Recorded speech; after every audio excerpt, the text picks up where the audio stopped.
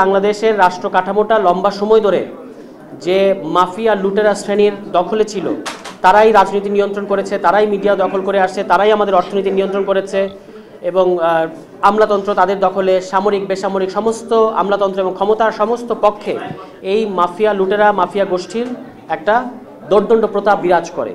সেখান থেকে আমরা চেয়েছিলাম যে এমন একটা সনদ এই গণঅভ্যুত্থানের পরে হোক, যে সনদটা আমাদের বাংলাদেশের আপামর জনগণের, যার সিংহভাগ মানুষ আসলে নিম্ন আয়ের মানুষ এবং যারাই আসলে বাংলাদেশকে টিকিয়ে রেখেছেন, ধরে রেখেছেন, এই যে এত এত টাকা লুটপাট হচ্ছে বাংলাদেশ থেকে, মানে অবিশ্বাস্য পরিমাণের সংখ্যায়, সেটা অবিশ্বাস্য পরিমাণের এগুলো লুটপাট হচ্ছে, সেগুলো থেকে কিন্তু আমাদের এই মানে যারা মেহনতি জনগোষ্ঠী আছে তাদের পরিশ্রমের কারণেই, অক্লান্ত পরিশ্রমের কারণেই আমরা এখনো পর্যন্ত একটা দেশ হিসেবে, সমাজ হিসেবে টিকে আছি। ফলে তাদের অবদান সবচেয়ে বেশি, কিন্তু তারা উপেক্ষিত সবচেয়ে বেশি। আপনাদের এই বক্তব্যের সাথে আমি সম্পূর্ণ একমত। কিন্তু আপনাদেরকে আমি এটাও একটু মনোযোগ আকর্ষণ করতে চাই যে আমরা অত্যন্ত প্রাইমারি, অত্যন্ত বেসিক জিনিস নিয়ে সংগ্রাম করছি।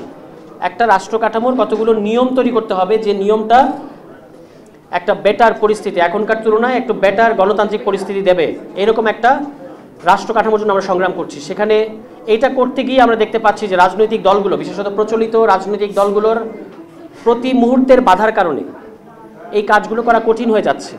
জুলাই সনদে সংবিধান সংক্রান্ত যে পরিবর্তনগুলো ছিল, নির্বাচন সংক্রান্ত যে পরিবর্তনগুলো ছিল, অন্যান্য প্রতিষ্ঠান কেন্দ্রিক যে পরিবর্তনগুলো ছিল, পুলিশের যে পরিবর্তনগুলোর কথা বলা হয়েছে, আমলাতন্ত্রের যে পরিবর্তনের কথা বলা হয়েছে, এগুলোর ক্ষেত্রে খুব বেশি অগ্রগতি বা খুব বেশি রেডিক্যাল চেঞ্জ আছে তা বলা যাবে না। তবু আমরা জুলাই সনদের পক্ষে অবস্থান নিয়েছি এবং আমরা বলেছি যেটুকু করতে পারি।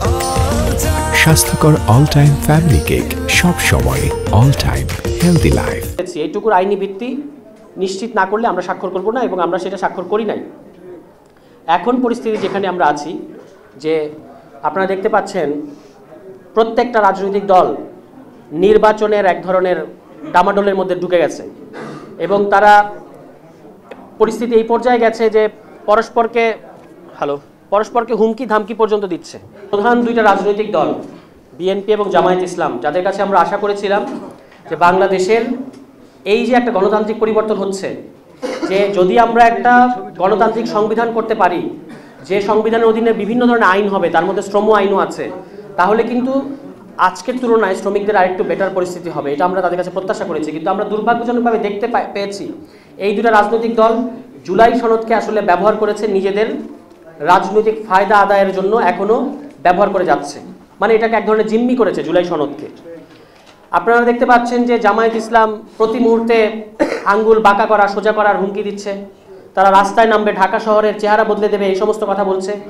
পাল্টা দিক থেকে বিএনপির পক্ষ থেকে বলা হচ্ছে তারাও রাস্তায় নামবে এবং একটা সংঘাতময় পরিস্থিতি তৈরি হবে। এই কথাগুলো আমরা তাদের মুখ থেকে শুনছি। এখন তাদের কাছে আমাদের প্রশ্ন, আপনারা কি তারা কি কোনো কারণে এরকম একটা আস্থাহীনতা তাদের মধ্যে তৈরি হয়েছে কিনা যে বাংলাদেশের জনগণ তাদেরকে প্রত্যাখ্যান করবে, এই জন্য নির্বাচনের আগে সংঘাতময় একটা পরিস্থিতি তৈরি করে তারা আসলে একটা অস্থিতিশীল পরিবেশ তৈরি করতে চাচ্ছে, এরকম তাদের কর্মকাণ্ডে আমাদের মনে হচ্ছে। এবং এই দুই রাজনৈতিক দল পুরোটা সময় জুড়ে নিজেদের রাজনৈতিক স্বার্থের বাইরে জনগণের যেটা স্বার্থ, এটার দিকে একবারও মনোযোগ দেয় নাই। এবং এটার সবচেয়ে বলবো আমি যে উৎকৃষ্ট উদাহরণ হচ্ছে বিএনপি। এখন আপনারা দেখেছেন যে পুরো জাতিকে সাক্ষী রেখে তারা কমিশনের ভিতরে, আপনারা তো এখানে শ্রমিক শ্রেণীর রাজনৈতিক মূল্যায়নের অভাব নিয়ে কথা বলছেন, যে রাজনৈতিকভাবে মূল্যায়ন করা হয় নাই, যেইটা তারা একমত হয়েছে কমিশনে, এইটা এখন অস্বীকার করছে। আমরা কোথায় আছি বোঝার চেষ্টা করেন একটু।